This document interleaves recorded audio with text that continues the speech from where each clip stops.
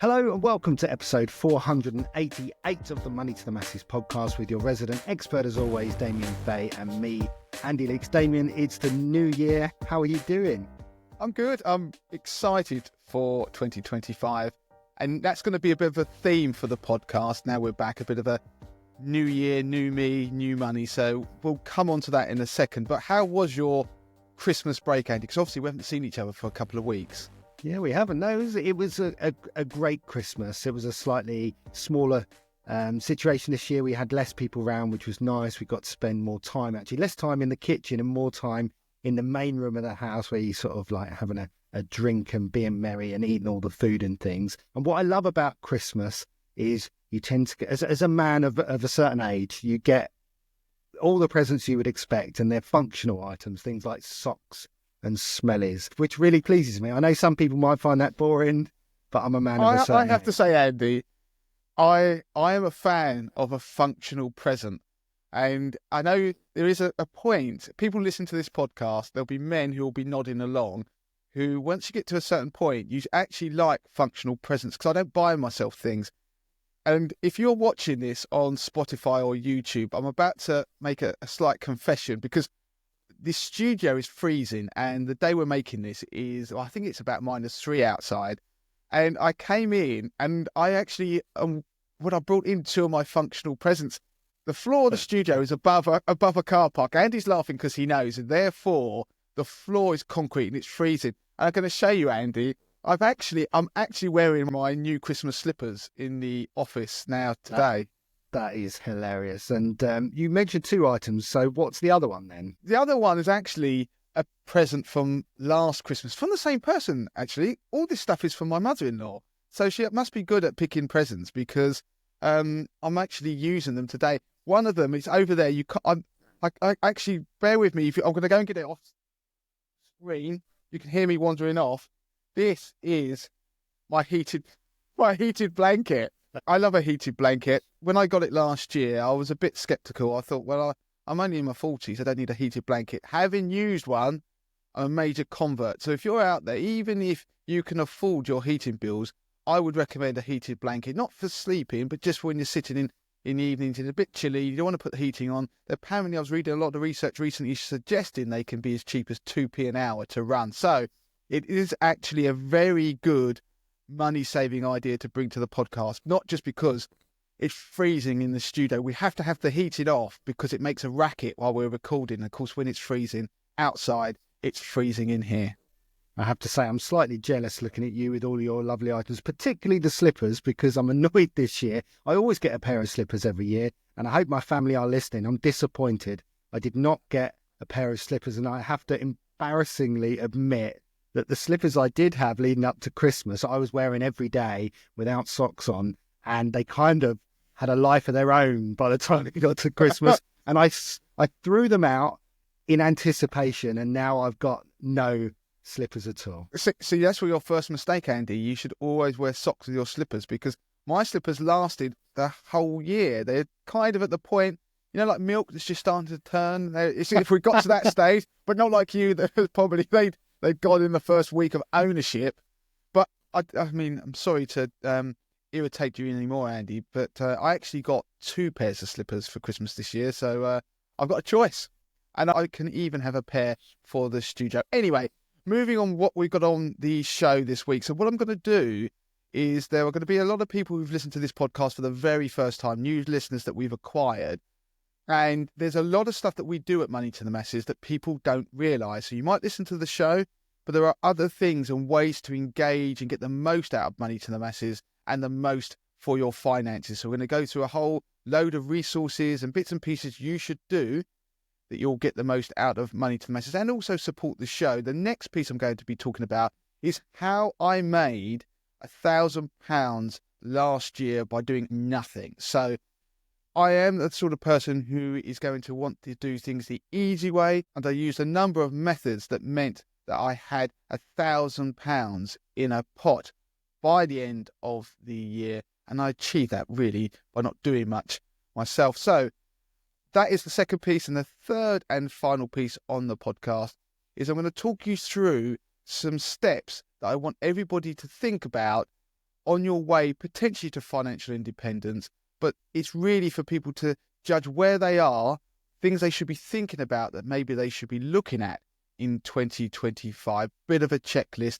And I think everybody listening to the show, no matter how long they've been a listener or how advanced they are with their money or how far they are down their journey with their money, they will find something on there that will give them a nudge in the right direction, something to do in 2025. Okay, so let's get on with the first piece of the podcast then. And we're going to be covering ways in which you can get the most from Money to the Masses and engage with the show and support the show as well. So there are a lot of people who listen to the podcast, but they might not necessarily realise that the podcast is a very small part of what we do at Money to the Masses. So at its heart, Money to the Masses is a website. So it actually started 14 years ago, it's nearly 15 years ago, as a blog that actually grew into a full-blown website with a whole team of people writing for it. And we cover topics like investing, pensions, mortgages, insurances, and all sorts of areas like money saving and budgeting.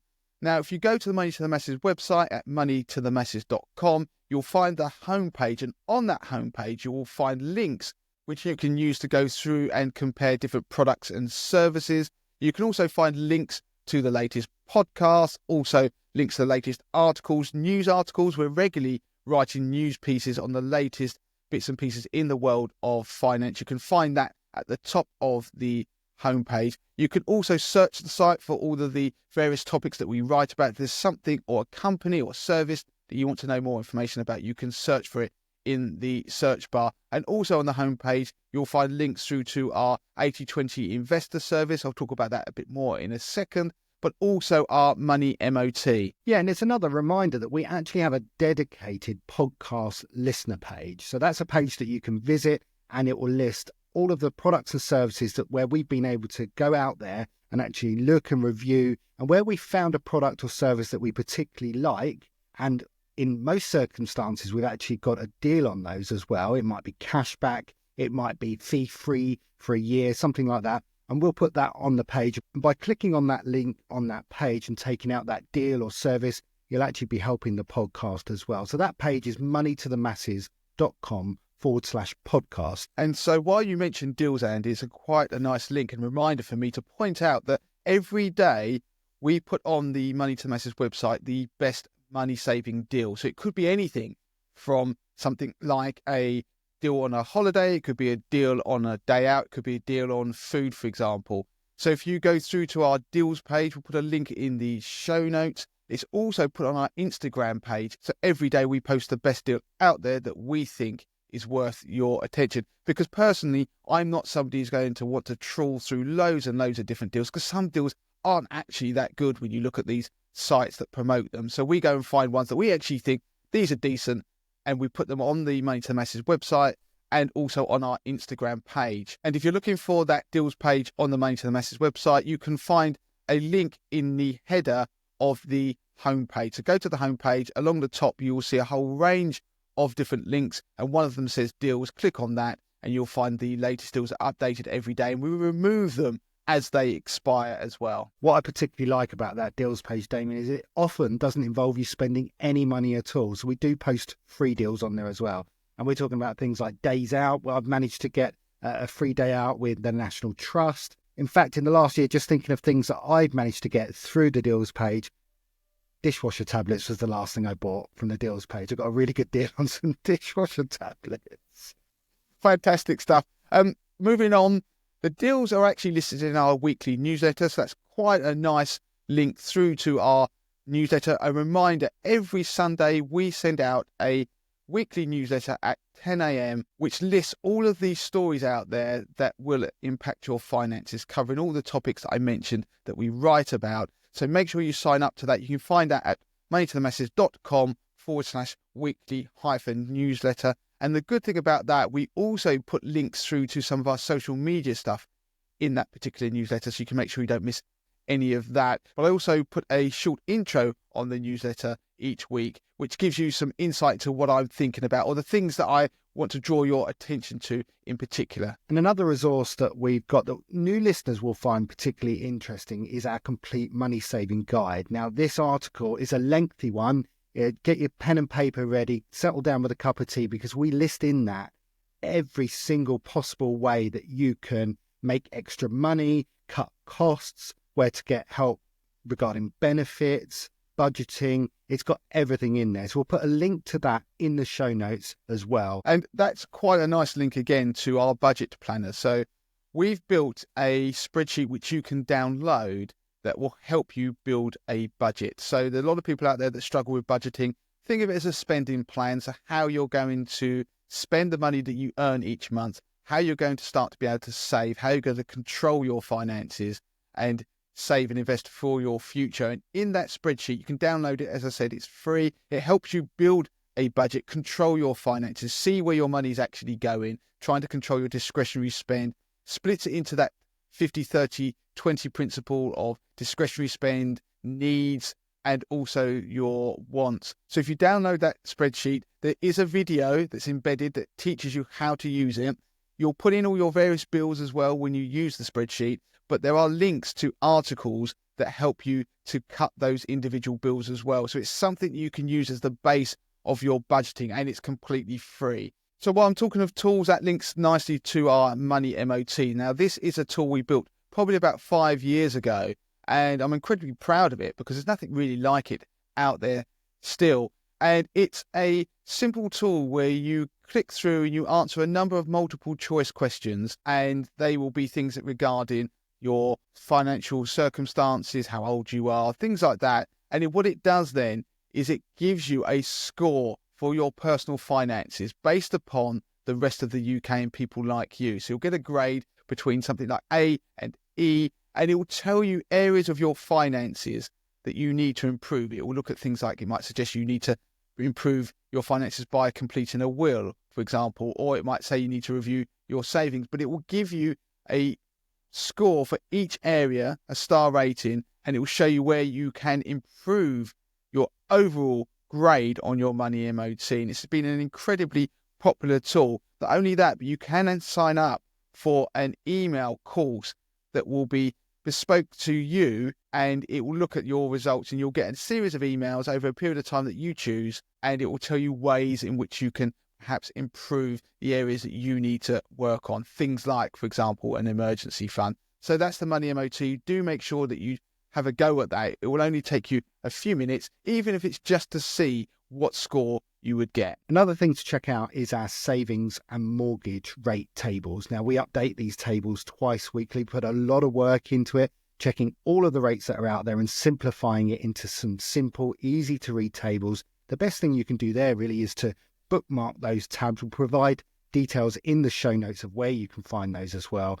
And like I say, just click on the link and you will always have access to the best rates in the market. So that's a good reminder that we have a number of best buy tables on the Money to the Masses website. So as Andy said, we've got mortgages and savings, but we have things for energy tariffs. We have it for the investing universe, so things like junior ISAs, stocks and shares ISAs, trading apps. We have it for credit cards. So we're regularly updating the best credit cards, all sorts of different types of credit cards out there, whether it's balance transfer or things like 0% purchase credit cards. We have it for loans as well. We have best buy tables for insurances. We cover things like car, home, travel, pet, life, over 50s, insurance, health insurance. So there's reviews as well of a whole range of those products. So if you see a service out there or someone on telly, an advert, I can almost be certain that we probably have a review of that service, that we've gone in depth, looked at it and compared it to other products and services out there. So do make sure you go to the Money to the Masses website, put the name or brand into that search bar that I mentioned that's on the homepage, and you'll probably find that we have carried out a review.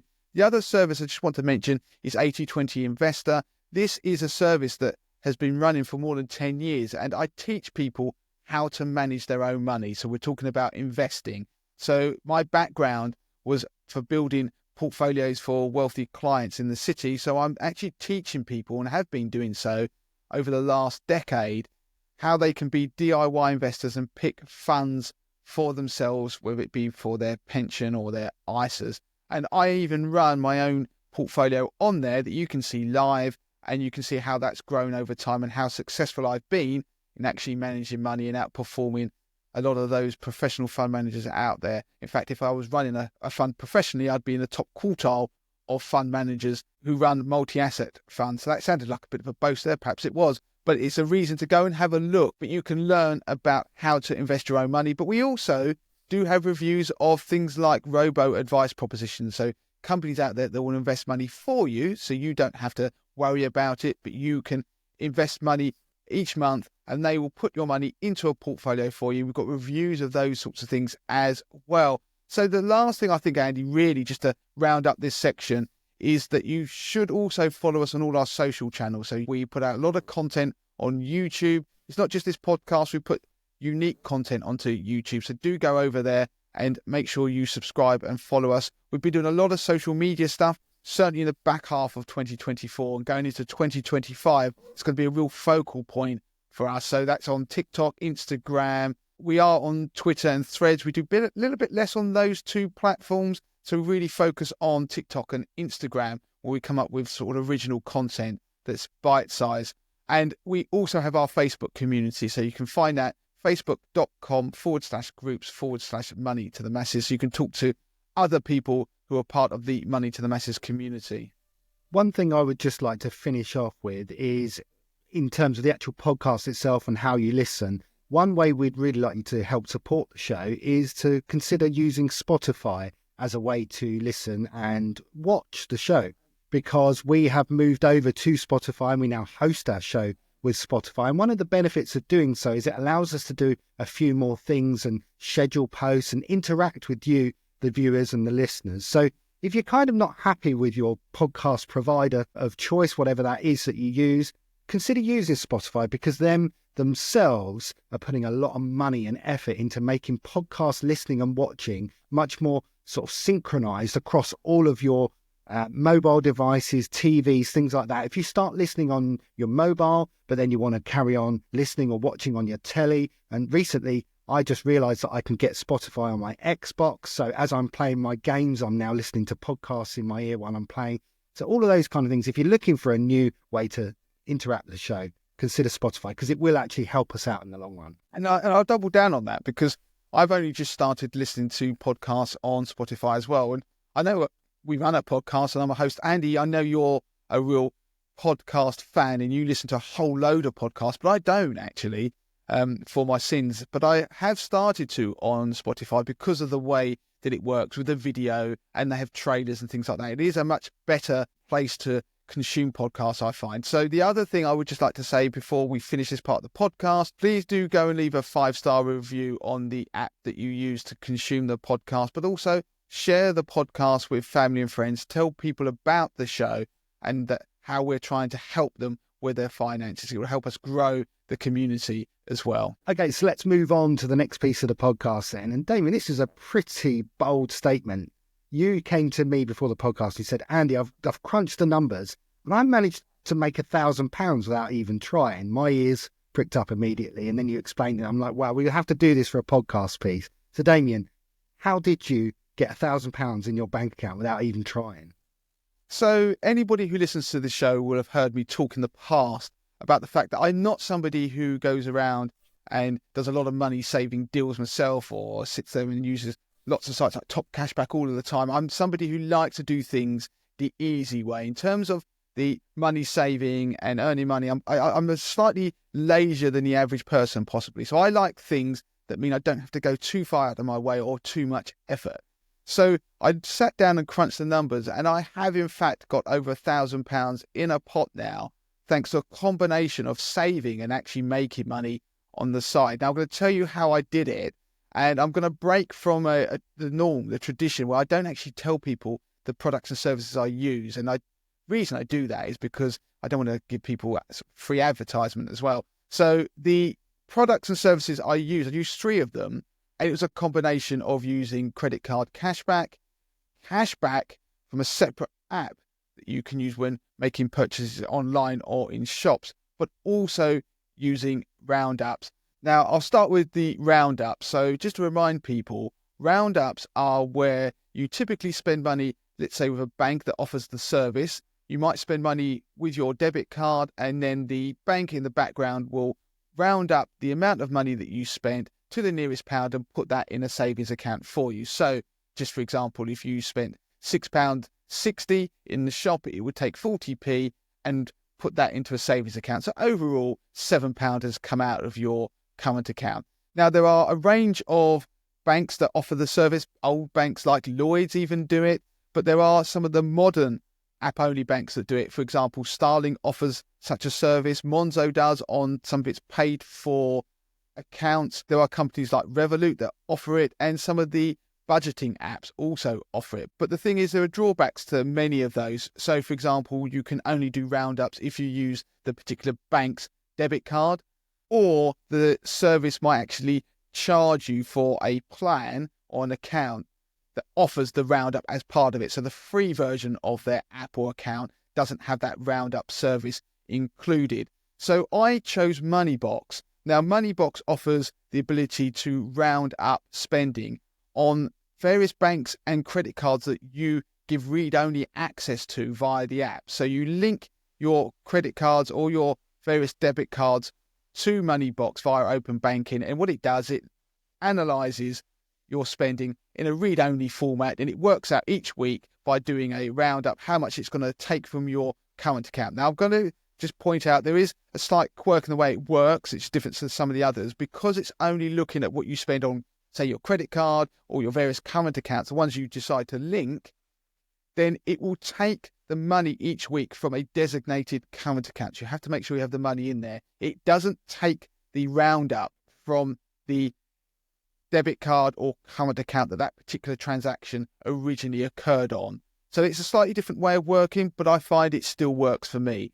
And Moneybox allows you to do roundups. You can use Moneybox for investing. I do think it's slightly expensive for small investments because of its monthly fee. So I like it just for using the roundups to put money into its easy access account, and that's free to do. Now, that easy access account, you can make one withdrawal a month. It does offer various other accounts you can round up into, but by using that service and using their double roundup feature, so what it would do is rather than just round up to the nearest pound, it would double that amount. So in the example I gave earlier where I said if I spent £6.60, instead of putting 40p into a Moneybox savings account, it would actually put 80p. So that way you kind of turbocharge your roundups. And in doing that, throughout the whole year, I actually saved £563 using double roundups. And they were actually offering a pretty decent interest rate. That's since dropped. As we make this podcast, it's about 3.5% AER. It was more than that. If you're listening to this podcast in the future, make sure you read our review. We keep updated the various interest rates that are applicable. So that's the first way I did it. The next way was Amex. Last year, I actually took out an American Express cashback credit card. Now, for those of you watching this via Spotify or YouTube, you'll see it on screen. And they have a very generous starting offer that boosts the amount of cashback you have for a period of time. But over the course of the year, even when that dropped off, I managed to make £364.20. Now, when I carry on this next year, I'll probably make about £100 less because I won't have the introductory offer. But with the particular card that I took out, there is a £25 annual fee, but that gives you a better rate of cashback. There is another version of the credit card which effectively pays a slightly worse level of cashback. There is no annual fee for that one. But on the Money to the Masses website, we actually provide a roundup of the best cashback credit cards out there. So we look at all the different offerings, we compare them, and there's a nice table in there that summarizes the various benefits. And we actually work out roughly how much cashback you're likely to get in the first year of taking out a new credit card with the various offers if you spend £5,000. So it gives you a rough guide to what you might earn in a year. So cashback credit cards can work really well, assuming that you're able to take one out and you are accepted by the credit card provider, but you are earning money for doing effectively nothing, just spending money like you normally would, which is ticking a big box for me in a lazy way of making some extra money. The final thing that I did is I actually started using Jam Donut. So Jam Donut is an app that Andy is quite a fan of, and he first introduced it onto the podcast. If you've listened to the podcast last year, you probably would have heard about the app. It's an app whereby you can buy vouchers when you go to spend money in a retailer, whether that be online or actually in a physical shop. So give you an example, every time that I go to Tesco, I go to the till, I see how much I'm about to spend. I can go into the app and you can download a voucher to pay for your transaction there and then. Most of the retailers, it will come down instantly, so you can actually do it while you're waiting at the till, but then you earn a stated amount of cash back for that voucher. Now, that varies for different retailers. It goes up and down. They sometimes boost it. But over the course of a year, I earn, on average, between 3 and 4% on the spend that I made. Actually, I said during the year, I actually only started using it at the back end of August. So the money I made using Jam Donut was £145.02. So that is only in about 4 months or so. So over a course of a full year, you can see I'm likely to make a lot more money next year, even if I make a little bit less on my Amex card. Now, if you add all of those up, that comes to £1,072.22. So I've got that in a pot. So some of that, about half of that, has come from roundups, so roundups of my own spending. The other half has roughly come from free money from just cashback. So that is a very easy way of making money and putting aside perhaps to spend on Christmas next year. And to give people an idea how I run my finances, this Christmas just gone, I paid for it using money I'd set aside via things like roundups the previous year. So when I got to Christmas, I didn't have to try and find money for things like presents and food.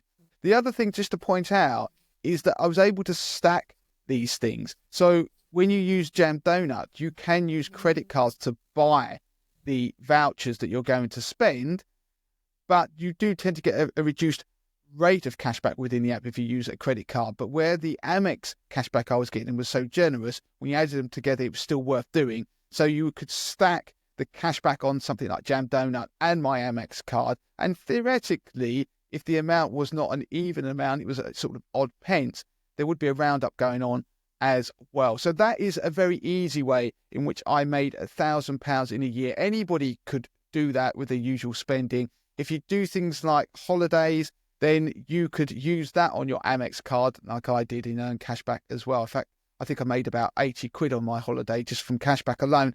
So there you go.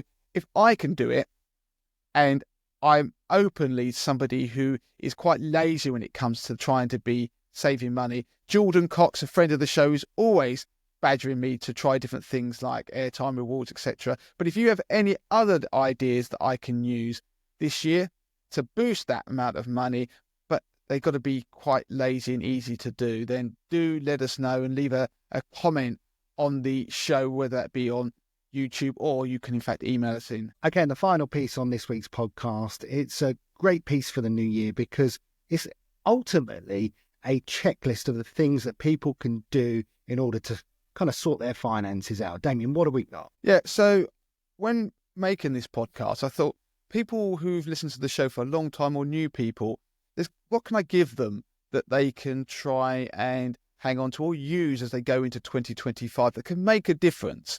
And what I've come up with is something that was inspired by an episode we did about 4 or 5 years ago about steps towards financial freedom. But before I get onto that, there's one task I would love everybody to do who listens to the show this year, and it's to build that black book, or you can call it a black box. Now, the idea was originally inspired by when you unfortunately see planes crash, the first thing they do is go and try and find the black box, which has all the important information about what happened ahead of that disaster. Now, a number of years ago, I came up with the idea of a black box for people's personal finances.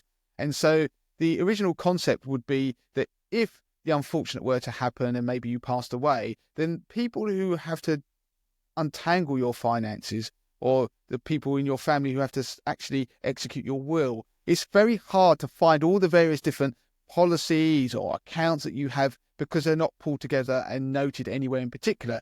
So one of the things I suggested people do is pull all that information into one place. But the other benefit is if you have a shared finances, so maybe you are part of a couple, you're married, for example, in a civil partnership, then you might share your finances, but one person usually tends to run the household finances. And so what you want to do is try and empower people to know what's going on with their money, because not only is that a positive for them, but also if something were to happen to you, then they know what's going on. So in the show notes, I'll put a link to a PDF if people want to use a hard physical copy to produce their own black book or black box. Now, obviously, you could use something like a password protected spreadsheet, because there is obviously a slight security or safety issue when it comes to writing things down on a physical piece of paper. But if you're going to put it somewhere safe in your house, then it should be okay. But the idea is that you go down and you write all the accounts that you have out there. We're talking about account numbers, sort codes. We're talking about the names of the bank. We also want to put down information like the various insurances you have, whether it's home insurance, car insurance, who's it with, how much does it cost a month, what are the policy numbers, who do they contact if they want to cancel the policy or actually inform people about your death, who are your savings with, who are the investments you have with, what are the policy numbers. So all of the information and contact details, so people could take charge straight away of what's going on with your own personal finances. Now, I do this at home, and one of the reasons is because obviously I am the person who tends to run our household finances, but it's something that I wanted my wife to have. So if the worst were to happen, or even that, just so she understands and can see what's going on with our money and where things are, and so she can control it as well. So if you do nothing else this year, do a black book, because there'll be a lot of things that you will suddenly work out that, oh yeah, I've got premium bonds somewhere. How much have I got? What are the policy numbers? Things like that. And for yourself, what it forces you to do is look critically at what you have. So it could be things like the interest rate that you've got on your savings. You have to note all of those things down. So the template you can download via the show notes, but you can do it in a spreadsheet if you so wish by using the template, just to give you the idea of the information that you should be putting in there. Once you have all that information, it will enable you then to be able to sort your finances, because if you own it, so you know what you've got and the problems you might have, then you can start to fix it. So the black box was part of the Own It, Fix It, Grow It campaign that we did a few years ago. Now, if you've done that, then you should pat yourself on the back. It's something we should all make a resolution to do. But leading on from there, if you're listening to this podcast and you've got a lot going on with your finances, I want to give you some simple steps that you should aim to complete in order to try and improve your finances. And it's actually the basis of something called financial independence.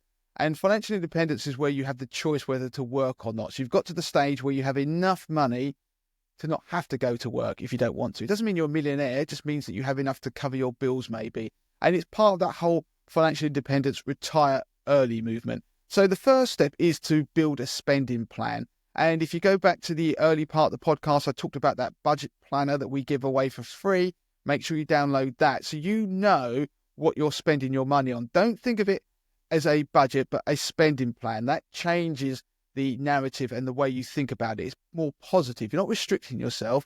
You've got a set amount of money. You're going to choose what you want to spend the money on and how it's going to be divided. It'll also encourage you to do a direct debit review. So look at all the direct debits you have in accounts and make sure that you aren't paying for things you no longer need. And also download one of the budgeting apps. We'll put a link in the notes of the show to the best budgeting apps out there. I'm a fan of Money Hub in particular. It's a little bit more hands-on than other apps like Emma, but it's one that I can tweak and tailor to my own personal finances, and it's relatively cost-effective.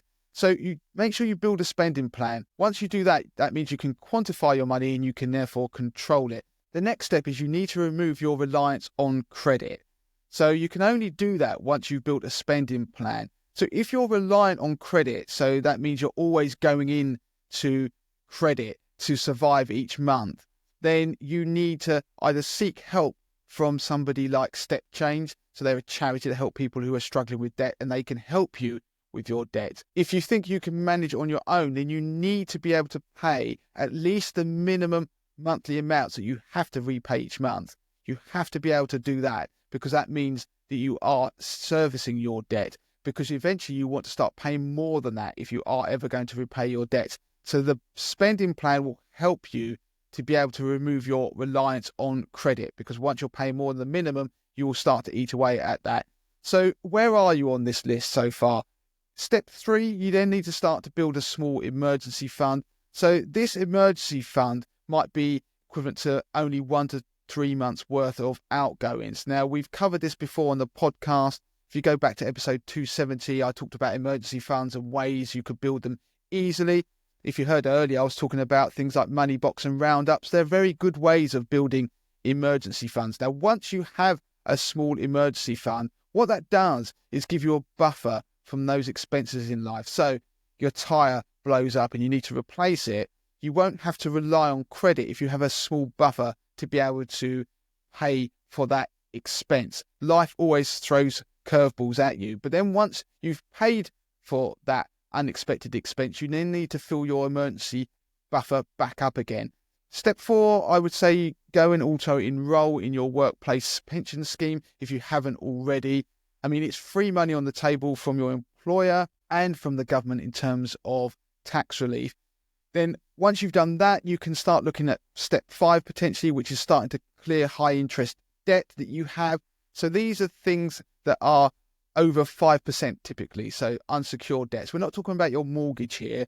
You want to start to clear your debt pile. So you might start using things like the snowball method if you're looking at credit card debt. So that's whereby if you've completed your black book, for example, you'll know all of the credit cards you have, how much outstanding debt you have, and how much interest you are being charged on that debt. And what you will do is pay the minimum amount off of all of the credit cards, but the highest interest charging credit card, you will pay more than the minimum, as much as you've got spare to try and get rid of that very expensive debt. And then once you've done that, all of the money you were paying a month towards that debt goes on to the next debt with the highest interest rate. And you can see that that starts to build up over time. And eventually you get all the way down and you will hopefully clear your debt. We'll put links in the notes for more information about the snowball method. Then once you've started to get rid of that debt and you've completed step 5, it's gone, you can then think more about extending your cash buffer to cover 6 to 12 months of your expenses.